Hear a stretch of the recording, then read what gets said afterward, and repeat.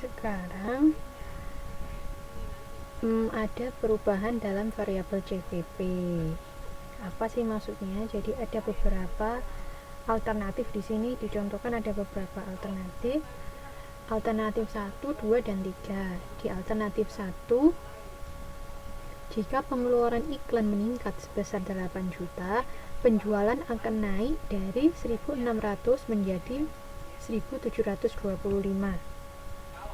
Alternatif 2, penurunan harga rumput manual. Kok rumput manual? Pemotong rumput manual dari 400.000 menjadi 375, maka akan meningkatkan penjualan dari 1.600 menjadi 1.900. Atau alternatif ketiga, menurunkan harga menjadi 375 dan meningkatkan pengeluaran iklan sebesar 8 juta akan meningkatkan penjualan 1.600 unit menjadi 2.600 unit. Nah, jadi ada beberapa alternatif yang bisa kita pertimbangkan dengan analisis CPP. Untuk alternatif yang pertama, tadi kan disebutkan kalau iklannya naik, maka penjualan naik. Jadi sebelum kenaikan iklan, ini ada laba operasi biasa. Unit yang terjual 1.600, margin per unitnya 75, margin kontribusi per unit 75, total margin per unit 1.200. Dikurangi kos tetap sama dengan dikurangi kos tetap 45, maka laba bersihnya, laba operasinya 75. Kalau kenaikan setelah iklan, maka kan tadi diperkirakan yang terjual 1.725. Nah, maka margin kontribusinya 75, margin kontribusi 75 per unit, 75.000 per unit, maka total margin kontribusi adalah 129.375.000.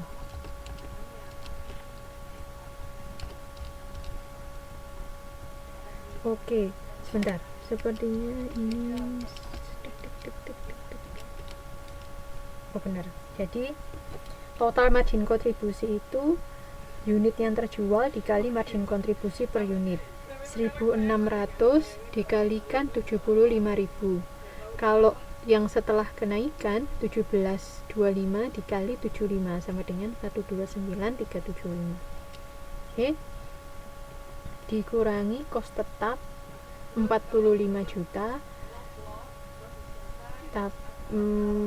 Kalau kos tetap setelah kenaikan adalah 45 juta ditambah 8 juta. Kenapa? 45 juta ditambah 8 juta. 8 juta apa itu? Yaitu pengeluaran untuk iklan. Jadi kosnya bertambah dari 45 juta menjadi 53 juta. Sehingga laba operasinya 76.375. Selisih labanya adalah di situ 1.375. Maka kan berarti jika kita menaikkan iklan, labanya lebih tinggi, maka kita bisa melakukan ini. Alternatif 1, kita bisa melakukan iklan. Nah, sedangkan alternatif 2, kalau harganya diturunkan, maka unitnya akan bertambah. Kalau harga awalnya tetap, sebelum penurunan sama seperti sebelumnya, setelah penurunan unit yang terjual naik menjadi 1.900.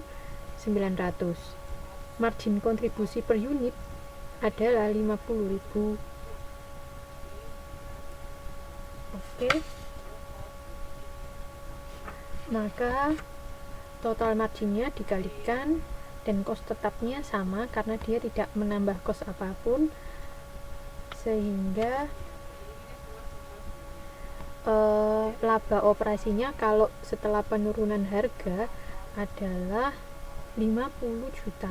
Nah, kalau di sini diketahui bisa kita lihat bahwa laba operasinya turun kalau diturunkan harganya. Oleh karena itu, penurunan harga adalah bukan kebijakan yang oke. Jadi kita tidak boleh menurunkan harga. Tidak boleh menurunkan harga karena laba kita juga akan berkurang. Seperti itu. Nah, sedangkan alternatif yang ketiga adalah menurunkan harga dan meningkatkan iklan, digabung dua-duanya. Maka unit yang terjual akan menjadi 2.600. Nah, sekarang kita hitung lagi. Kalau margin kontribusinya, kalau sebelumnya kan tetap semuanya, tapi kalau setelah itu setelah perubahan ditambah cost iklan dan dikurangi harga jualnya, maka unit yang terjual adalah 2.600 dikali margin kontribusi per unit 50.000 sama dengan 130.000, dengan cost tetap menjadi 53 seperti yang kita hitung sebelumnya. Nah, maka laba operasi sama dengan 77 juta. Nah, kan berarti setelah perubahan labanya bertambah. Oleh karena itu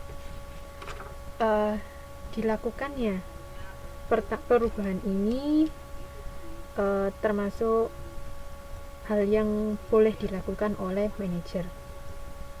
Keputusan ini bisa diambil seperti itu. Kalau dibandingkan ketiga dari alternatif 1, 2, 3, alternatif 2 kan jelas kita hilangkan karena dia malah rugi. Kalau alternatif 1 dia untungnya 1,3. Nah, kalau alternatif 2 untungnya 2 juta.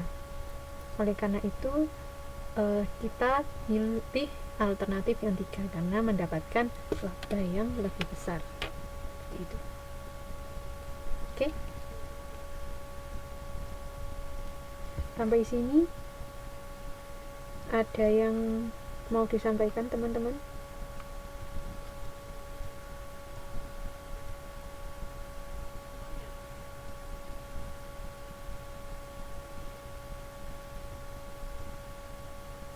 Kalau itu saya lanjutkan ke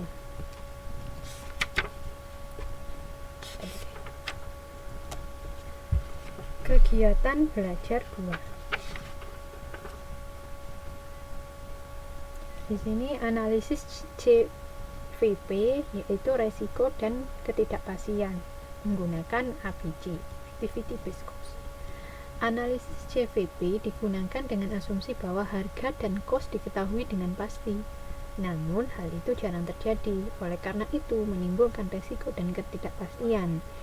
Maka, solusinya menyadari sifat ketidakpastian tersebut dan berubah dari pertimbangan titik impas menjadi kisaran titik impas. Kan dari tadi kita selalu mencari titik impasnya berapa, titik impas Q-nya berapa, titik impas rupiahnya berapa. Nah, hal itu sebenarnya sulit dilakukan dan menimbulkan resiko. Oleh karena itu kita gunakan kisaran titik impas. Untuk melakukan kisaran ini ada dua konsep, yaitu margin pengaman dan margin pengungkit. Margin pengaman disebut margin of safety, safe. Kalau pengungkit, degree of operating leverage, pengungkit operasi, operating leverage. Oke.